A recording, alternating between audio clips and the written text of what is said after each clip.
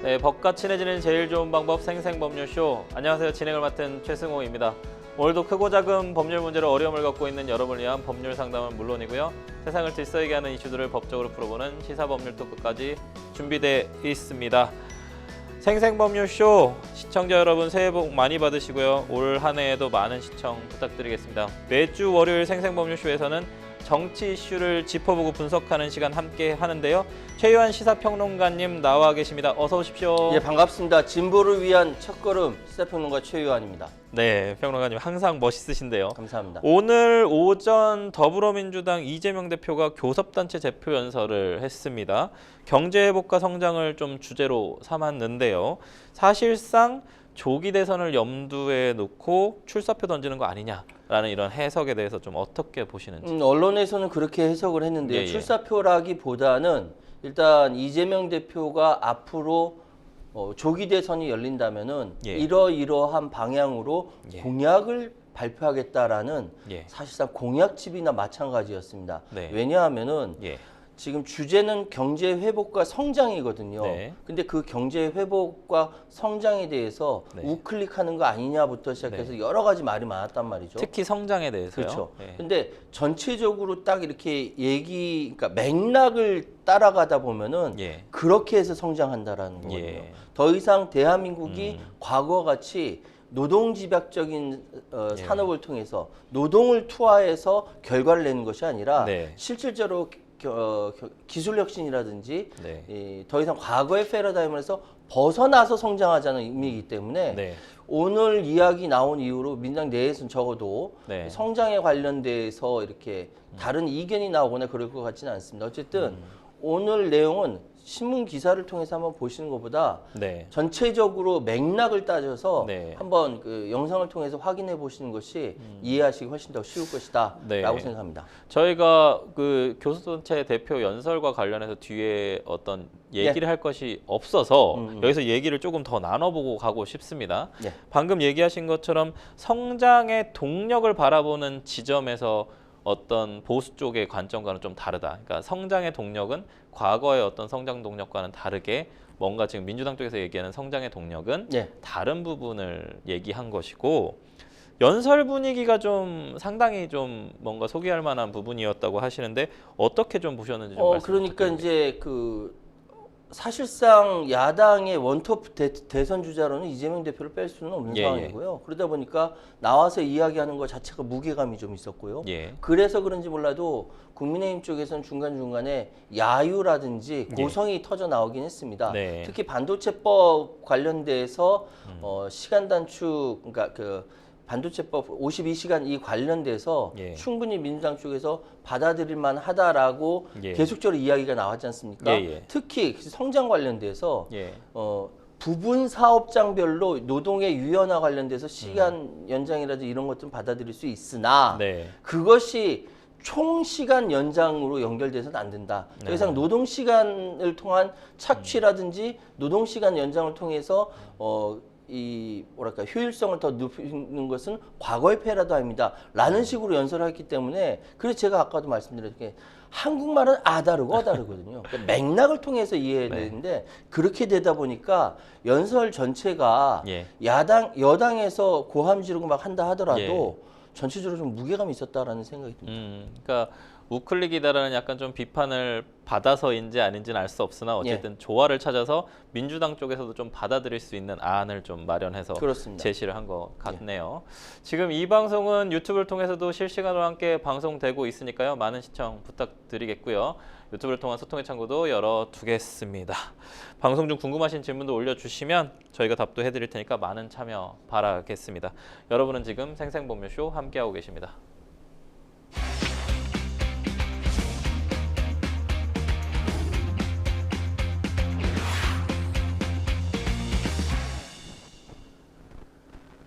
네, 첫 코너는 생생 코멘트입니다. 생생 코멘트는 각 분야에서 화제가 되고 있는 인물들과 이슈를 주제로 그 말을 하게 된 배경과 의미를 다양하게 풀어내는 코너인데요. 정치권에서는 어떤 인상적인 코멘트가 나왔는지 분석해 보도록 하겠습니다. 첫 번째 생생 코멘트, 누구의 어떤 말인지 좀 볼까요?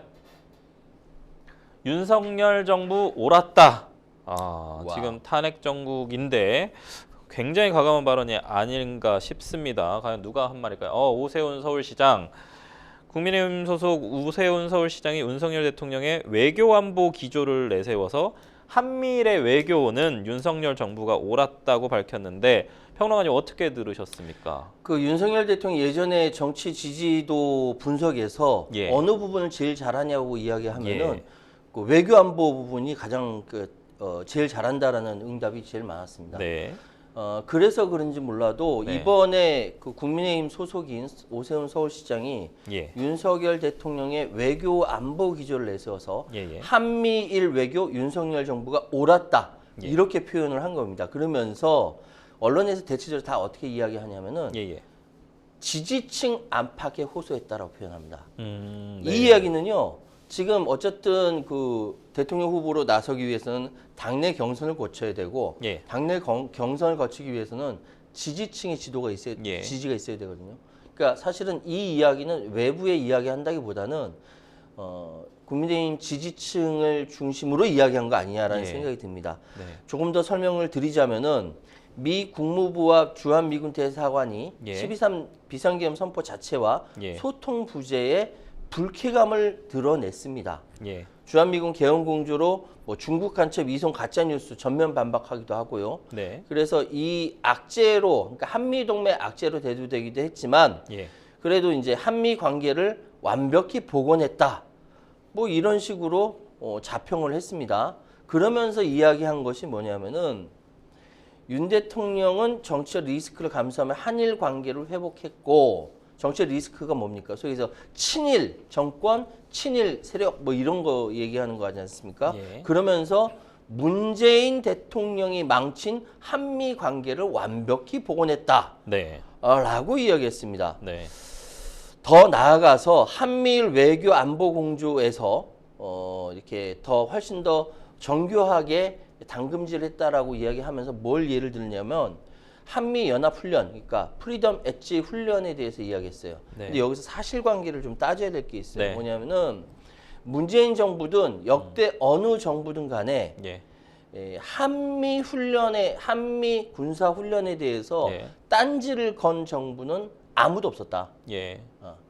지난번 문제가 됐던 것은 한미일 군사 협력이었고 더군다나 한미 동맹은 있지만 그리고 미일 동맹은 있지만 한일 동맹은 없거든요. 예. 근데 뭉뚱그려서 한미일 군사 동맹처럼 이야기하는 것에 대해서 야당에서 지적을 했던 겁니다. 예. 그리고 이전에 문재인 정부에서도 그러니까 한일 군사 훈련은 없었어요. 네. 한미 훈련이 있었지. 근데 네. 이걸 가지고 문재인 전 대통령의 망치 한미 관계 이거 명확하게 팩트가 틀렸고 그리고 이 이야기를 하는 것 이유는 국민의힘 지지층에 대해서 소구하는 것이다. 네. 라고 말씀드릴 수 있겠습니다.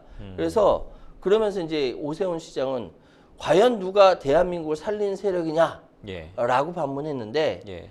대한민국을 살리는 세력은 민주주의 죽이지 않죠. 예. 제가 왜 까만 넥타이를 메고 나오겠습니까? 윤석열이 대통령 대한민국 민주주의 죽였으니까 그런 거 아니에요. 평론가님, 저희가 약간 그래도 중립적인 방송을 좀 하고 있는 또 방송이니까. 예. 네. 금요일 날은 뭐 보수적으로 하던데 뭐. 알겠습니다. 우선은 평론가님의 의견이다라는 부분 우선은 조금 감안해서 시청자분들께서 좀 봐주셨으면 접하세요. 괜찮습니다. 좋겠고 예. 한미 동맹은 있었고 또 미일 동맹은 있었는데 한국과 일본은 동맹은 아니죠. 아니다. 그러니까 왜냐하면은 한일 동맹이라는 것은 예. 이렇게 되면 군사 교류 협력이 돼야 예. 되는 거예요. 네. 군사 협력까지 같이 되는 거거든요. 근데 우리의 아픈 과거를 보면은 네. 한일 동맹일 경우에 군사적으로 독도에 막 들어오고 네.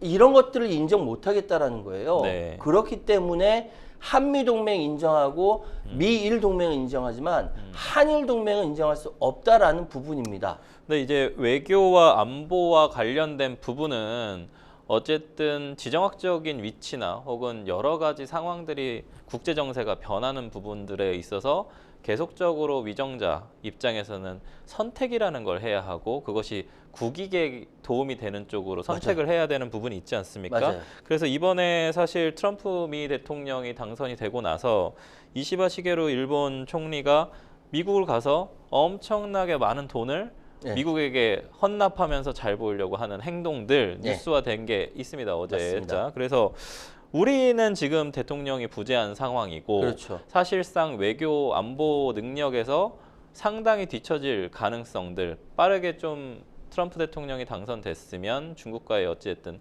관세 전쟁 혹은 캐나다, 멕시코와의 어떤 관세 전쟁과 관련해서 실제로 대한민국이 지금 외교 안보 능력을 발휘해야 되는 시점에서 과연 우리가 이제 한미일 어떤 이런 외교 동맹 단지 아까 말씀하셨던 건 안보 동맹은 아니다라고 말씀하신 거니까 외교 동맹과 관련된 부분에서 이것마저도 어쨌든 부정을 하시는 건지 뭐 외교 동맹은 안 했으면 좋겠다라는 아니, 그게 건지. 아니라 예. 이 얘기는 제가 지금 북한학을 전공했기 때문에 맞아요. 조금 더 북한과 제가 관련된 여쭤보고 싶은 건 말씀드릴게요. 외교와 경제에서의 협력 음. 이 부분은 한일의 경제 동맹이나 외교 동맹은 해도 되는 것이 아닌가라는 질문을 좀 드리는 겁니다. 그러니까 지금 미국이 한반도를 바라보는 시각은 예, 무엇을 중심으로 바라보면 중국을 어떻게 봉쇄할 것인가를 중심으로 바라보고 그렇죠. 있습니다. 예, 그렇기 때문에 우리는 이 가운데서 어떻게 이용해야 되는 것인가라고 예. 했을 때 예,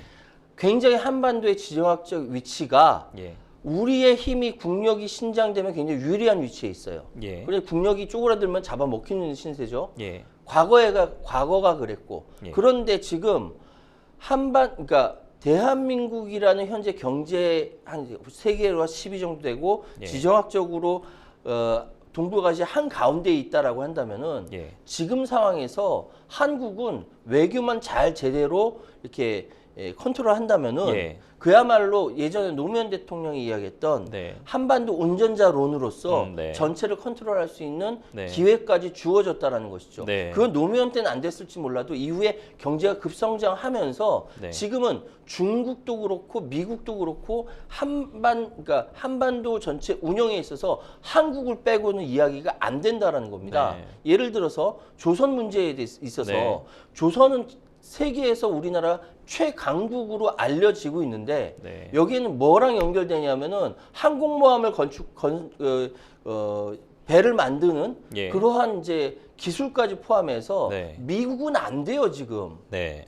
어렵단 말이죠. 네. 한국의 손을 빌릴 수밖에 없는 굉장히 네.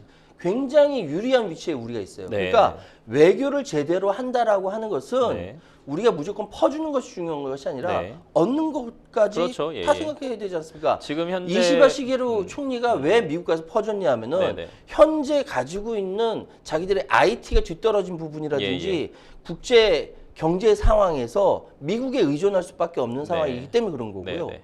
이렇다고 한다면은 일방적으로 끌려가는 과거의 윤석열식의 그런 외교 정책이 네. 과연 옳은가에 대한 질문을 할 네, 수밖에 없는 것이죠. 뭐 정치적인 해석도 있지만 저희 우리나라 대기업들이 사실은 기술력이 상당히 좀 나름대로 노력을 해서 예. 상당히 좋죠. 그래서 뭐 트럼프 대통령도 얘기했지만 가전 제품이나 뭐 자동차 관련된 부분도 얘기했습니다만 관세 관련된 부분에서는 대한민국과 미국 같은 경우에는 FTA 체결하면서 사실상 관세가 거의 없는 나라이기 때문에 결국은 무역 수지 흑자나 적자 문제로 들어간다면 실제로 한국은 흑자를 계속 보고 있단 말입니다. 예. 그러면 미국 입장에서는 아직 얘기는 하지 않았습니다만 이런 어떤 흑자 보는 한국에 대해서 뭔가 또 제재를 할 가능성도 없지 않아 있고 지금 이제 저희가 사실 지금 생생 키워드는 오세훈 시장 얘기하고 예, 있었거든요. 예, 예, 그래서 맞아요. 다시 오세훈 시장으로 좀 얘기를 좀 넘어가자면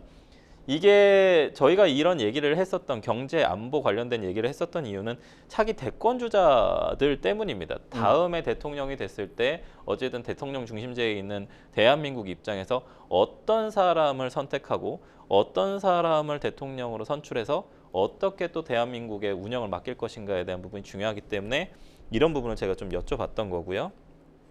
오 시장의 발언들의 속내가 차기 대권주자로서의 어떤 의미 있는 정치적 발언인가 이런 부분들에 대한 좀 해석도 좀 필요할 것 같습니다. 오 시장이 오는 예. 12일 날 예. 국회에서 지방분권을 주제로 개헌 예. 토론을 한다고 합니다. 예, 사실 대통령 탄핵 국면에서 오 시장이 국회를 찾는 게 굉장히 이례적인 일이거든요. 그렇죠. 예. 근데 오 시장뿐만 아니라 예. 대구의 홍준표 시장 같은 경우 일찌감치 대선 관련돼서 의사를 밝혔고요. 그러면 보수 쪽도 윤석열 대통령이 탄핵 혹은 뭔가 돌아오더라도 뭔가 운영에 좀 힘들어질 것이다라고 판단하는 걸까요? 근데 사실상 지금 말은 하지 않지만 예.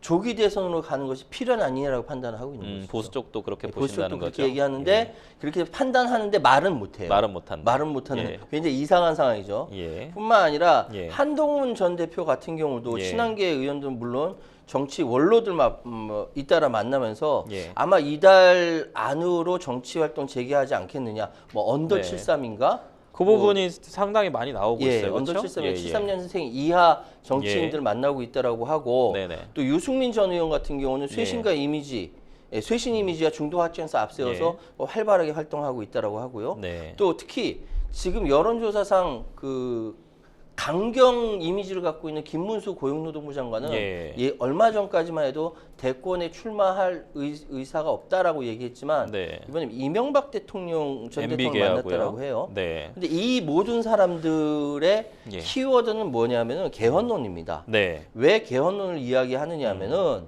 개헌론으로 현재의 탄핵 국면이 바뀌어야 네. 자신들이 대권에 도전하는데 유리해지거든요. 네. 과거를 잊을 수가 있으니까. 예. 그렇기 때문에 개헌론을 내세우고 있는데 지금 이야기하는 오 시장 같은 경우는 정부에는 의회 해상권을 그리고 의회에는 내각 불신임권을 주는 이원적 집정부제 형태의 개헌을 주장합니다. 네. 뭐 홍 시장도 그렇고 네. 유승민 전 의원도 그렇고 네. 다 각각의 이야기는 있는데 어쨌든 지금 여당의 대권 주자들은 개헌론을 통해서 탄핵 국면을 벗어나려고 하는 전략적인 활동을 하고 있다라고 말씀드리겠습니다. 한동훈 전 대표 같은 경우에는 조갑재 뭐 이제 논설위원이었죠. 그다음에 김종인 전 또 대표 비상대책위원장을 만나면서 외연을 상당히 좀 확대하고 있는 모습도 좀 보이고요. 네. 지금 계속 얘기해주신 김문수 장관, 그다음에 이제 유승민 전 의원 개헌론을 또 되게 중요하게 얘기해 주셨는데 개헌론 얘기는 사실 오랫동안 정치인들이 많이 얘기를 했어요. 네. 저는 이제 제가 좀 드리고 싶은 질문은 개헌론을 왜 대선 출마하기 전 후보일 때는 다들 얘기를 하는데 네. 들어가면 대통령이 되거나 뭔가 되면 그게 다 이렇게 다 사라지지 않습니까? 이원 집정부제 얘기도 사실 처음 나온 얘기는 아니거든요. 예. 사실 예. 개헌 관련된 것은 굉장히 폭발력 있는 이슈이기 때문에 막상 개헌론을 꺼내놓으면 모든 다른 이슈들이 다 빨려 들어가는 경우가 있어요. 네. 그래서 사실 집권하고 있을 땐 잘 얘기를 하지 않는데 예. 그런데도 불구하고 지금 개헌론이 지금 대선 이전에도 계속 예. 얘기 나오고 사실 이전에 그 문재인 정부 대통령 시절 그러니까 선거운동 과정에서도 개헌론 예. 얘기 나왔어요. 그리고 예. 문재인 대통령 같은 경우 실제로 개헌을 하려고 했죠. 예. 개헌론 내놨었어요. 정부에서 만들어서 내놨었는데 예. 정치권에서 그것이 제대로 토론 공론화되지 않았습니다. 예. 이건 정치 공세, 정치 싸움 때문에 안 됐던 거고, 네. 근데 지금은 여당이나 야당이나 모두 다 개헌 이야기하는 것은 87년 6월 항쟁 이후에 만들어진 수십 년 된 이 헌법이 현재의 상황과 맞지 않는다라는 걸 여실히 깨닫고 있기 때문에 예. 그렇습니다. 그래서 사실은 이번에는 그 어느 때보다 이 대통령 선거가 조기에 진행된다면은 바로 개헌으로 넘어갈 수 있는 상황이 되지 않겠느냐라고 네. 그 어느 때보다 개헌 가능성이 크다라고 말씀드리겠습니다. 이렇게 극심하게 대립하고 있는 상황에서 과연 87년 때처럼 양쪽 여당과 야당이 합의를 해서 합의한 개헌문을 그러니까 개헌 헌법이죠. 헌법을 과연 마련할 수 있는가에 대한 회의적인 시각들도 분명히 존재하거든요. 근데 87년 6월 항쟁 끝나고 바로 대선 국면으로 넘어가면서 예. 몇 개월 만에 그 지금 지금 우리가 하는 9차 개헌이 예. 뭔지 아세요? 3개월 만이에요. 예, 그렇죠. 금방 끝났거든요. 예, 예. 그러니까 합의만 지금 되면은 빨리 만들 수는 있죠. 정치권에서 예. 그동안 이야기 나왔던 거 정리해서 합의만 한다면은 예. 금방 끝날 수밖에 없어요. 예. 그러나 이것이 문재인 정권 때 한번 내놨던 개헌론이 네. 불발된 것은 이것이 정치 공세 싸움 때문에 그렇습니다. 네. 그래서 아마 제 생각에는 대선 기간 중에 네.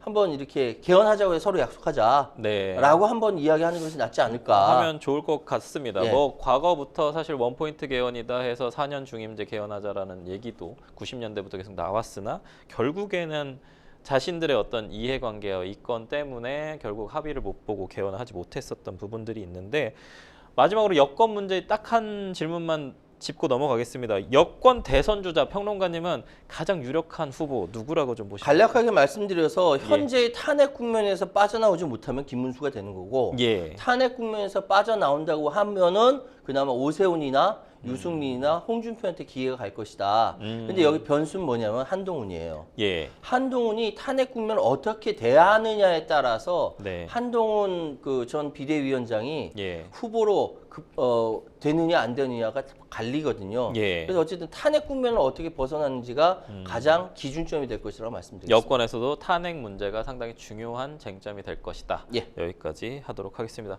저희는 두 번째 생생 코멘트 넘어가 보도록 하겠습니다. 두 번째 생생 코멘트 볼까요? 윤석열 국힘 남탓 그만하라. 어느 정당에서 나온 이야기인지는 분명히 알겠습니다만 발언의 주인공 볼까요? 추미애 더불어민주당 의원 경제성이 없다.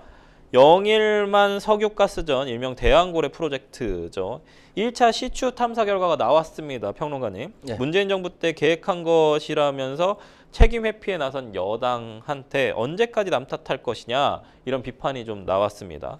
추미애 의원 발언 좀 어떻게 들으셨나요? 그러니까 김상원 국민의힘 정책위 의장이 예. 대왕고래 심해가스전 시추 개발은 문재인 정부 때부터 계획을 수립하고 시추에 나서게 된 것인데 예. 이 시추 탐사 결과에 사기극인이 뭐냐 하는 정치적 공격을 자제해달라라고 이야기한 것에 대해서 예. 더불어민주당의 추미애 의원이 제발 좀 이제 그만 좀 남 탓해라. 네. 대왕고래는 전 정부 탓, 음. 비상계엄은 부하 군인 탓, 국정혼란은 야당 탓. 네. 언제까지는 남 탓할 것이냐로 쏘아붙인 것이죠. 네. 근데 생산성이 없다라는 결론을 보고받은 것은 윤석열 대통령이거든요. 네. 왜냐하면은 이미 2022년에 철수했어요. 네. 어디가 호주 최대 석유 개발 회사 우드사이드가. 네. 그러니까 하다가 이 경제성 없어요 하고 철수했는데 느닷없이 갑자기 지난해 6월에 국정계획 그 브리핑을 통해서 1,400억 배럴 뭐 이래 보면서 예. 대통령이 직접 나와서 브리핑을 했거든요. 그렇죠. 그게 왜 이렇게 했을까라고 네. 했을 때 뭔가 국면 전환을 위한 거 아니냐라는 생각이 들거든요. 네. 어쨌든 액트지오라는 회사 또 이제 나오면서 이야기가 나오고요. 그 영세업체 판단을 대왕고래 프로젝트 근거로 삼았다는 거를 문제로 또 삼았어요. 추 의원이. 근데 이제 네. 그런 거 있지 않습니까? 네. 암세포 확인차 조직 검사했다고 암수를 바로 할 수 있는 건 그런 거 아니었습니까? 아니죠. 예. 좀 더 면밀하게 했었어야 되는데 그렇게 하지 않고 바로 진행했다라는 것이 예. 문제다. 더군다나 이 얘기, 그러니까 생산성이 없다라는 이야기를 산업부에서 얘기했단 말이죠. 예. 윤석열 아직까지 대통령직에 있으니까 네. 윤석열 정부의 산업부에서 네. 생산성이 없습니다라고 이야기를 한 거예요. 그러면 뭐야? 6월 달에 발표했으면 네. 6개월, 7개월, 8개월 만에 발표한 거지 않습니까? 뭐 국민들 앞에서 뭐 장난하는 것도 아니고. 대통령 입장에서는 대통령 임기 내에 뭔가 성과를 내고 싶은 욕심이 있지 않았을까요? 그래서 지금 액트지오라는 회사를 갑자기 끌고 들어와서 했는데 네. 알고 보니까 이게 거의 1인 기업이나 마찬가지고 네. 한국석유공사와 계약을 체결하기 전까지 네. 연매출이 3천만 원 수준의 이 동네 구멍가게도 안 되는 상황 아닙니까? 네.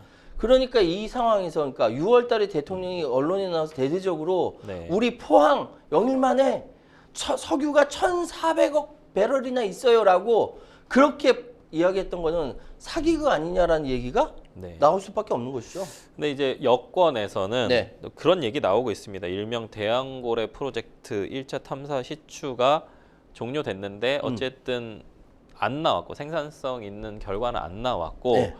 이 과거의 MB 정권 때 자원외교처럼 사실 그때 많은 비판들을 민주당 쪽에서 했는데 결국 나중에 알고 보니 지금 자원외교 그때 그 자원들 갖고 있었으면 저도 이제 기억은 납니다. 과거에 이제 볼리비아의 리튬 강산이나 예. 그때는 리튬이 좀 헐값이었는데 지금 리튬이 상당히 많이 올랐지 않습니까? 전기 자동차가 좀 붐하면서요. 예. 그런 것처럼 사실은 이제 뭐 치수도 그렇고 혹은 이런 어떤 석유 관련된 개발 사업 혹은 아니면 아까 말씀드렸던 자원 외교 이런 부분들은 시간을 두고 좀 봐야 되니까 이제 한 번 뚫었을 뿐인데 그렇죠. 두 번, 세 번 더 해봐야 되는 거 아니냐라는 여권 내에 주장이 있습니다. 그거에 대해서 민주당 쪽에서는 쓸데없는 돈 낭비하지 마라 이런 내용이거든요. 그러니까 어떻게 보시나요? 이런 거죠. 부분? 그러니까 사실 대왕고래 탐사 시추는 실패했어요. 예, 그런데 예, 예를 들어서 뭐 이렇게 그것이 단순히 실패로 끝나는 것이 아니라 예, 전체적으로 과정의 한 부분이면 예. 부분을 봐줄 수 없느냐라고 그 이야기를 얘기죠. 하는 것이죠. 예, 예. 그게 바로 그 안덕근 산업부 장관이 예, 그러니까 시험에서 떨어진 네. 건 실패한 거잖아요. 네, 시험 보고 떨어진 건 그 실패한 건 맞는데 네, 그 다음으로를 도전하기 위한 하나의 과정으로 봐줄 수 없냐 이 얘기거든요. 그러니까 네. 저는 이 얘기도 맞다고 생각해요. 네. 그러니까 어느 나라에서 네. 이거 석유 있대요. 그래서 네. 팍 들어서 뻥 터지면 좋은데 네, 여기가 아닌갑다. 딴 데 네. 갔다. 네. 두 번, 세 번 시도하는 건데 예. 그래가지고 매몰차게 실패냐라고 그렇죠. 이야기하는 수도 있다. 사람도 있고. 예, 그런데 전체적으로 봐서 그건 실패가 아니라 성공을 위한 과정 아니냐 네. 이렇게 얘기할 수도 있는 거예요. 네. 그래서 1천억 원을 투입을 했는데 1천억 원이 남의 집 주머니에서 나온 게 아니라 우리 세금으로 나가는 거잖아요. 이게 그냥 단순히 실패가 아니라 다음 성공을 위한 네. 하나의 과정 중에 하나 아니냐라고 네. 충분히 얘기할 수 있는데 양쪽에서 다 이야기할 수 있다고 생각합니다. 그럼에도 불구하고 이 과학기술의 발전이나 이런 어떤 자원에 대한 확보 이런 부분들은 사실 시간과 돈이 많이 드는 거는 그렇죠. 사실이지 않습니까? 근데 그거 가지고 네. 또 중간에 주식 투자 가지고 장난치는 사람들이 있잖아요. 예. 이번에 한국석유공사 얼마나 올라갔습니까? 네. 그러다 또 떨어지는 거잖아요. 예. 이 사이에 뭔가 주가 조작 단체가 여기 막 개입한 거 아니냐? 막 별 생각이 다 듭니다. 그렇군요. 근데 또 재밌는 얘기가 하나 있어서 평론가님한테 질문 드리고 싶어요. 오징어 명태 그리고 마기상어 프로젝트 이야기도 나오는 이건 전 처음 듣는 얘기인데 이게 무슨 예. 얘기입니까? 그러니까 마기상어 프로젝트 뭐예요? 이게 뭐냐면은 예. 그러니까 대왕고래 있잖아요. 예, 대왕고래죠. 나오고 예. 오징어 나오고 명태 나오고 네. 마기상어 나오고. 근데 이거는 사실 예. 이제 사람들이 붙이는 이름이죠. 네. 그러니까 대왕고래 프로젝트는 공식 명칭이 아닙니다. 그런가요? 공식 명칭이 아니에요. 네. 이거는 아마 뭐를 중심으로 보냐면 네. 석유나 가스가 묻혀 있을 거 보이는 유망한 형태의 지하 구조. 이걸 유망 구조라고 합니다. 네네. 유망 구조의 형태가 대왕고래처럼 생겼어요. 그래서 대왕고래. 오징어처럼 생겼어요. 오징어, 명태. 뭐 이름 붙인 거죠, 사람들이. 네. 정확하게 프로젝트 이름이 동해심해 가스전 그렇죠. 사업. 예. 네, 가스는 사업이죠. 예. 근데 마기상어도 마찬가지예요. 예. 마기상어는 그러니까 액티지오가 2023년 동해 심해의 유망 구조 아까 말씀드렸던 그 7개 있다라고 했는데 예. 이 가운데 가장 규모가 큰 유망 구조가 대왕고래였다. 나중에 보고서를 또 냈어요. 이거 외에도 6개의 오징어, 예. 명태, 마기상어라 불리는 유망 구조가 있다라고 해서 모두 14개가 있다라고 이제 그 보고서에 기술을 한 거죠. 네네. 형태가 그런 것이지 네. 뭐 이름은 좀 독특해도 그렇군요. 그렇습니다. 그러니까 명태 프로젝트도 있고 오징어 프로젝트도 있고 이게 다 뭉뚱그려서 동해심의 가스전 사업인 사업이죠. 거예요. 근데 7개의 유망 구조가 있었던 거죠. 예. 그 중에 마기상어라는 뭐 프로젝트도 있었던 아니 이게 7개는 그 가운데 대왕고래가 있고 네. 나중에 언론에 보도되지 않은 6개 가운데 마기상어가 있는 거죠. 그러니까요. 예. 어쨌든 유망 구조의 이름이다라는 말씀이시군요. 어쨌든 이 관련된 프로젝트가 어떻게 진행이 될지 정치권에서도 이 부분에 대해서 뭔가 대통령 확실히 뭔가 잘못된 정책을 피는 것이다라는 비판도 있고 그것에 대해서 방어하는 부분도 있는데 계속 좀 지켜봐야 될 것 같습니다. 저희는 두 번째 생생 코멘트 마무리하고요. 세 번째 생생 코멘트 넘어가 보도록 하겠습니다. 세 번째 생생 코멘트는요. 인원 안 쓴다는 것 지시대명사로 안 쓴다는 뜻. 이게 누구 발언인지 좀 잘 아실 것 같아요. 저도 사실 방송을 봤거든요. 윤석열 대통령이 헌법재판소 탄핵심판 변론에서 인원이라는 말을 자신은 이제 쓰지 않는다라고 진술한 것이 거짓말이라는 비판이 나오자 윤 대통령 측이 민주당의 왜곡 수법이라고 재반박을 했는데요. 좀 평론가님 그날 이제 6차 변론이죠. 네. 6차 변론에서 윤 대통령이 저는 사람이라는 말을 두고 인원이라는 말을 쓰지 않는다라고 했는데 1분 30초인가요? 1분 40초인가요? 네. 그 뒤에 또 인원을 얘기를 하는 장면이 나오면서 민주당 쪽에서는 박장대소하면서 네. 뭔가 거짓말만 늘어놓는 사람이다라고 얘기를 했더니 지금 또 이제 여당 쪽에서는 반박. 여당이 아니라 윤석열 대통령 측. 네, 윤석열 대통령 측에서 예. 민주당의 왜곡 수법이다라고 재반박했거든요. 전체적으로 좀 시청자분들 알기 쉽게 좀 설명 좀 해주시죠. 그러니까 이제 원래 인원이라는 말이 나오게 된 게 예. 원래 의원을 끌어낸다, 예, 그렇죠. 요원을 끌어낸다 시끄러웠지 않습니까? 예, 그렇죠. 근데 결국은 인원이 맞다라는 거죠. 예. 인원을 끌어낸다라는 것인데 석 변호사 이야기로는 왜 그런지 모르죠. 군 간부들 사이에는 이제 이 사람 저 사람 대신 이 인원 저 인원. 예. 이라고 쓴다라는 거예요. 예. 사람 대신 인원이라는 말을 쓴다는 거예요. 저 인원 오면 나는 안 갈래. 아니, 저 네. 사람 오면 나 안 갈래. 네. 이런 게 인원이란 말을 쓰는데 그런 식으로는 안 쓴다라고 이제 윤석열 대통령이 얘기했는데 네. 인원이라는 단어 자체를 안 쓰는 것처럼 민주당이 왜곡했다라는 겁니다. 그러니까 윤석열 대통령 측 얘기를 좀 이렇게 간단하게 얘기를 하자면 그 상황에서 나는 인원이란 말을 쓰지 않는다. 네. 이게 재반박 얘기인 거네요. 그러니까 인원수가 얼마냐, 불필요한 예. 인원을 줄여라 예. 이런 것들 일반적으로 쓰는데 예. 사람을 지칭해서 예. 그 최승호 인원, 네. 예? 뭐 누구 인원 네. 이렇게 쓰지 않는다라는 말을 윤 대통령이 한 것이다. 그러니까 사람을 끌어내라라는 말은 해도 인원을 끌어내라라는 말은 쓰지 않는다라고 얘기한 건데 그거를 네. 민주당이 국회에서 이제 희화시켰다라고 네. 석동현 변호사가 불쾌하면서 이야기했죠. 시청자분들도 저희들이랑 비슷한 생각이시겠지만 의원, 요원, 인원 이런 어떤 용어 때문에 계속 논란이 되고 있는데 과거에 바이든 날리면 이것 때문에 또 한동안 시끄러웠던 것 같은데 계속 국민 듣기 평가가 계속 진행은 되고 있습니다. 이 네. 국민 듣기 평가 솔직히 저는 너무 씁쓸한 기분이 드는데요. 평론가님. 이거 어떻게 해석해야 됩니까? 그냥 대통령 측의 얘기를 믿어주면은 안 되는 겁니까?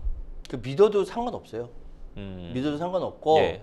인원이라고 사용을 했든 예. 아니면 의원으로 사용했든 예. 요원으로 사용했든 의원은 안 되니까 네. 네, 요원이든 인원이든 이렇게 썼다고 하면 왜 안 되는 겁니까? 어쨌든 그러니까 지금 얘기는 예.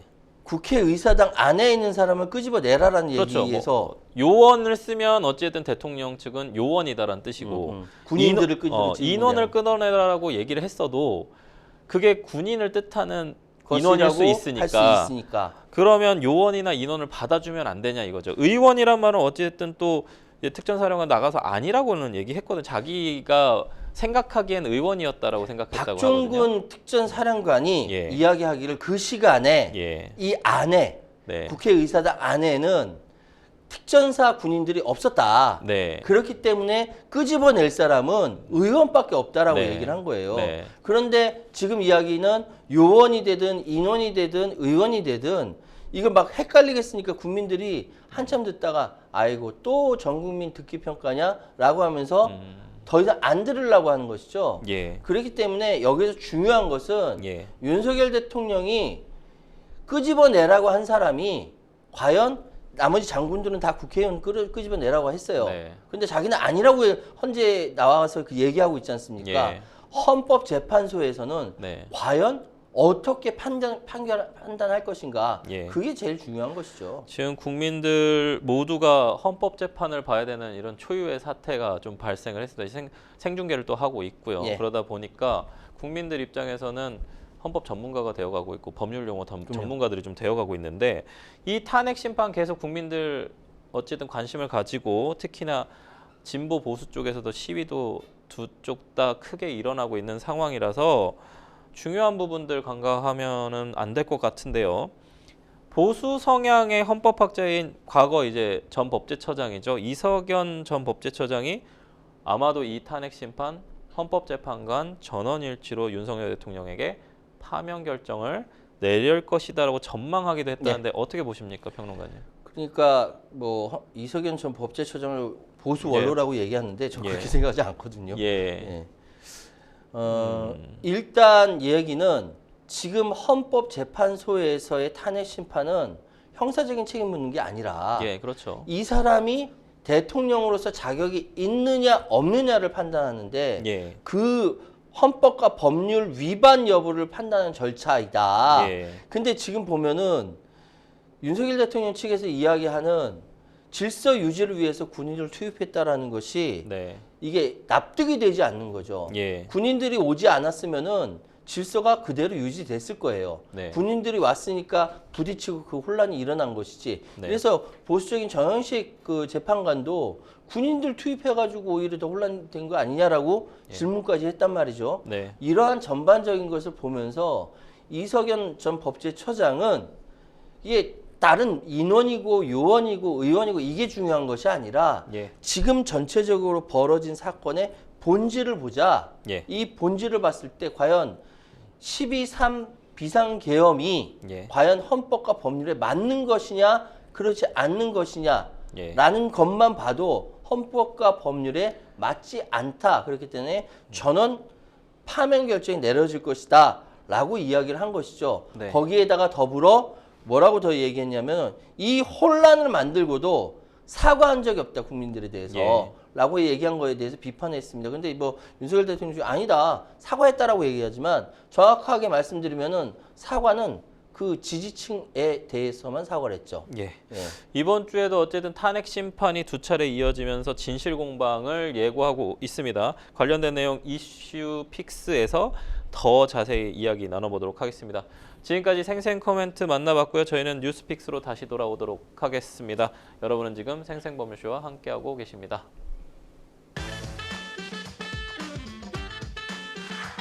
어렵고 복잡한 법률 문제로 고민하고 계신가요? 그렇다면 생생법률쇼가 도와드리겠습니다. 생생법률쇼에선 민사, 형사, 가사 등 각 분야 전문 변호사들이 매년 800여 건의 법률 문제를 속 시원하게 해결해드리고 있는데요. 그럼 무료로 법률 상담을 받을 수 있는 3가지 방법 지금부터 소개합니다. 첫째, 02-557-8295번으로 전화해 법률 상담 신청을 한다. 둘째, 법률방송 홈페이지에 접속해 법률 상담 게시판에 사연을 올린다.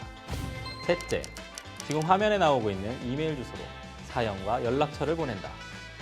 속 시원한 법률 상담 프로그램 생생법률쇼. 지금 바로 상담 신청하세요.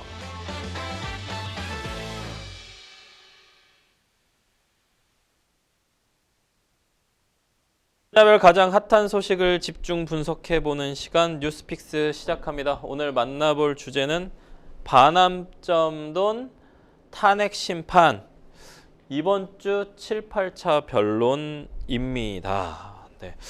평론가님, 이번 주에 7차, 8차 변론이 예정되어 있어요. 거의 탄핵 심판 변론 거의 끝나가는 것 같거든요. 이번 주 탄핵 심판 7, 8차 변론에는 이상민 전 행안부 장관, 신원식 국가안보실장 등 8명이 증인으로 좀 출석합니다. 특히 이 전 장관과 신 실장은 국회와 대통령 양측이 증인으로 모두 신청해서 관심이 쏠리고 있는데요.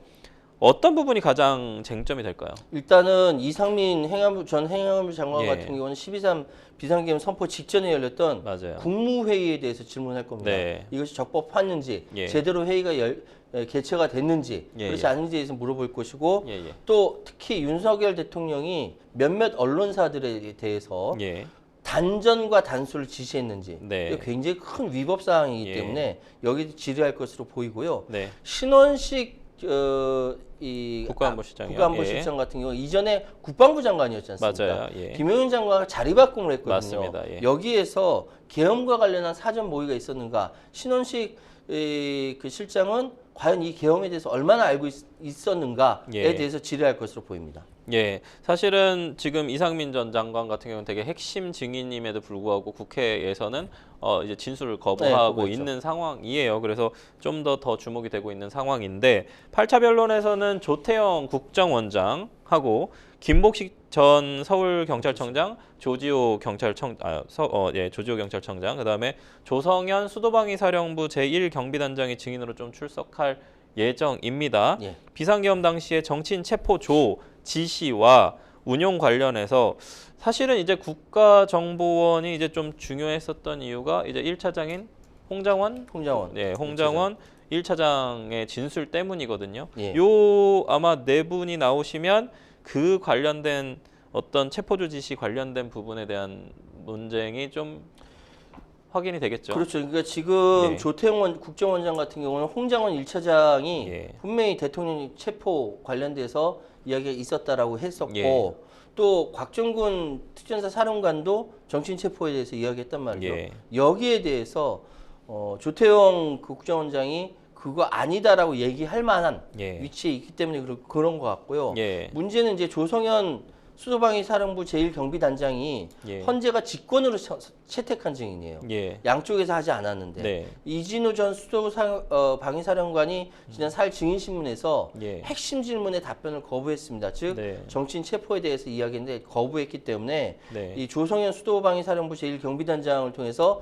계엄군이 국회에 투입하게 된 경우에 대해서 직접적으로 헌재에서 직접 따져 물을 것 같습니다. 네, 변론기일을 8차 변론기일까지만 딱 잡고 헌재가 추가 변론기일 지정을 아직 안 했어요. 안 했어요. 예. 특히나 박근혜 전 대통령 탄핵 심판대를 보면 탄핵 변론기일이 끝나고 나서 한 20일, 2주인가요? 20일인가? 그 기간이 지나고 나서 결정했단 말이죠. 예, 그렇기 때문에 지금 상당히 그 기일에 관련돼서도 추가 기일이 과연 선정될 것인지 부분에 대해서 가능성에 대한 부분 하나 하고 한덕수 총리 증인 채택 보류됐거든요. 예, 예. 핵심 증인일 수 있을 것 같은데 어떻게 보십니까? 그러니까 지금 대략적으로 보면은 기일을 추가하고 예. 이거는 이제 한 번 내지 두 번 정도 할 수 있을 예. 것 같은데 예. 그리고 평의도 예. 일주일? 근데 이게 워낙 명징한 상황이라서 예. 그렇게 길게 가지 않을 것 같거든요. 박근혜 예. 대통령 때 열흘인가 20일인가 하지 않았습니까? 예. 그래서 윤석열 대통령에 대해 추가 최후 변론까지 이야기한다면은 예. 지금 어쩌면 뭐 2월 25일 얘기하는 사람들도 있어요. 예. 근데 그건 좀 너무 빠른 것 같고 적어도 여기 기일을 추가한다, 한덕수 증인 채택한다, 예. 평의한다, 최후 변론한다까지 한다 하더라도 예. 이게 3월 4일 또는 3월 11일 음. 헌재 심판은 그 이상을 넘어가지 않을 것 같다는 안할 것 얘기가 같다. 많습니다. 3월 안에 거의 끝날 것 예, 같다라고 예. 보시고 한덕수 총리 나와야 될까요? 한덕수 총리가 우선은- 사실 이 우선- 상황에 대해서 네. 굉장히 중요한 증인입니다. 근데 말 안 할 가능성이 있겠죠. 그렇죠. 그렇기 때문에 그래서 증인 채택해도 별 실효성이 없을 없을 것 것이다. 같다라는 네. 얘기가 있기 때문에 그래서 헌재에서 8차 변론기일 증인까지만 채택하고 그 이유는 정리할 수도 있죠. 있다. 지금 여당 쪽에서는 김기현 전 대표하고 추경호 원내대표 등 친윤계 의원 5명이 윤 대통령 접견도 하고요. 옥중 정치라는 비판도 좀 나오고 있는데 이 와중에 석동현 변호사 아까 말씀해 주셨습니다만 국민 변호인단 가입자가 10만 명을 넘었거든요. 예. 2030 청년층과 40대 참여가 폭발적이다라고 하는데 이런 어떤 옥중 정치 혹은 아니면 윤 대통령 살리기 그다음에 국민 변호인단 이런 거 어떻게 평가하시나요? 이거는 그러니까 조기 대선이 펼쳐질 경우에 예. 현재 윤석열 대통령을 구명할 수 있는 것은 국민의힘이 재집권을 해서 예. 사면복권하는 수밖에 없거든요. 예. 그렇다고 한다면은 현재 2030 청년층 40대에 대거 참여한다 폭발적이다라고 얘기했는데 예. 두 가지가 있죠. 첫 번째로는 헌재의 판단에 영향력을 미치려고 하는 예. 여론전의 도구로 쓸 거다라는 예. 해석이고 또 다른 하나는 지금 당장 조기 대선이라도 열리게 되면은 실질적으로 국민의힘이 재집권하는 데 있어서 굉장히 유용하게 사용할 수 있는 예. 정치 조직이다. 네. 이 두 가지가 양수겹장으로 사용될 것으로 예상합니다. 아, 그렇군요. 이 와중에서 마은혁 헌법재판관 후보자 임명 관련된 보류한 최상목 대통령 권한대행의 권한쟁의 심판 변론 재개가 됐습니다. 이 변론 재개된 거 결과 어떻게 예상하시나요? 아, 그거 진짜 어려운데 네. 헌재가 원래 지난 번에 2시에 그러니까 선고를 하려고 하다가 예. 하도 반발이 심하니까 일주일을 연기한 거예요. 네. 그게 내일이에요. 네. 내일이죠. 내일 네. 이야기할 것인데 이거를 어떻게 해석을 해야 되냐. 저는 헌재가 굉장히 화가 났다고 해석이 되거든요. 네, 그렇죠. 예. 네. 좀 더 꼼꼼하게 보고 정리하겠다는 의지의 표현이다. 근데 이게 대통령 탄핵 심판과는 사실 좀 별개일 수 있지 않습니까? 뭐 그렇게 보시는 분들 거의 없으신데 네. 저는 이제 법조인으로서 탄핵 심판과는 좀 별개로 과연 이제 대통령 탄핵은 탄핵대로 먼저 될 수도 있다고도 생각을 하거든요. 만약 예를 들어서 뒤로 정말로 헌재가 미룬다고 하면 네. 물론 저희가 이제 계속 생각했었던 건 먼저 9명을 채우고 그 다음에 탄핵 심판 결정할 수도 뭐 그런 내용들로 했었으니까요. 평론가님은 어떻게 좀 보시나요? 저는 이거 진짜 잘 모르겠는데 아, 네, 예. 판단하기 굉장히 어렵습니다. 그런데 예. 명확한 건 헌재가 굉장히 화가 났다. 예. 꼼꼼하게 정리해서 발표하겠다는 거 일주일 기간 뒀기 때문에 예. 이번에 바로 전격적으로 발표하지 않을까라는 생각입니다. 앞서 오프닝에서 좀 잠시 이야기 나눴었던 이재명 대표 이제 대표 연설 했는데 내일은 권성동 원내대표가 연설에 나섭니다. 예. 뭐 이재명 대표는 뭐 실용주의 노선, 우클릭 이런 평가가 나옵니다만 뭔가 민주당 당내에서는 퇴행이라는 비판도 좀 있고요.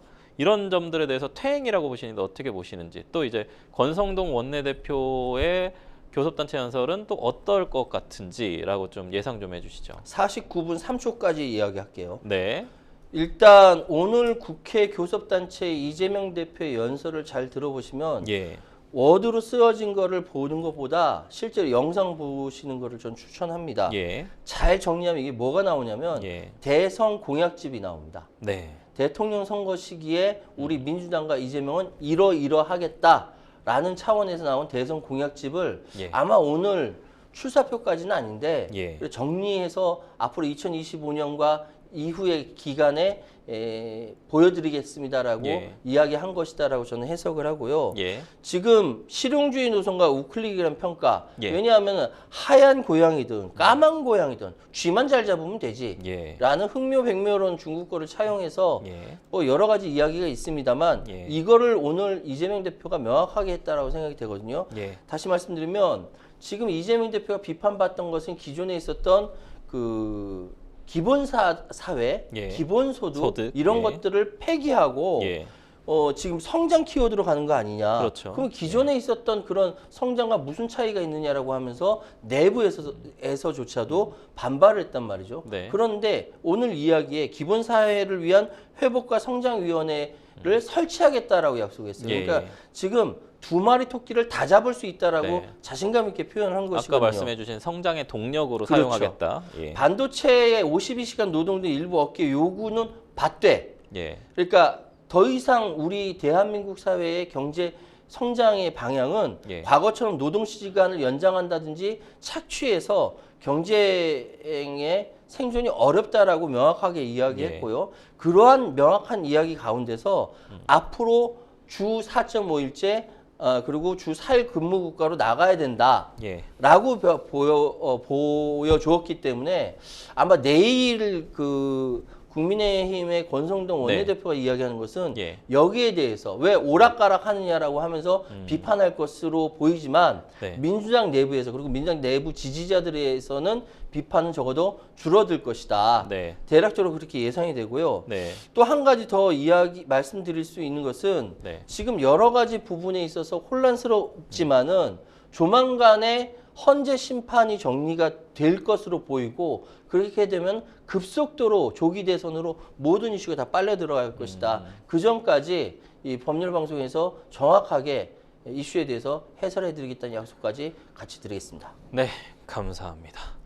네, 생생보쇼 어느새 마칠 시간입니다. 오늘 함께해 주신 최유한 평론가님 고맙습니다. 예, 감사합니다. 방송이 끝나더라도 상담 접수는 계속되니까요. 변호사들에게 무료 법률 상담 받고 싶으신 분들은 평일 오전 9시부터 오후 6시까지 02-557-8295번으로 연락 주시거나 법률방송 홈페이지에 법률 상담 게시판 또는 아래 하단에 나가고 있는 이메일로 접수해 주시기 바랍니다. 생생법률쇼 오늘 이만 인사드리도록 하겠습니다. 시청해주신 시청자 여러분 고맙습니다.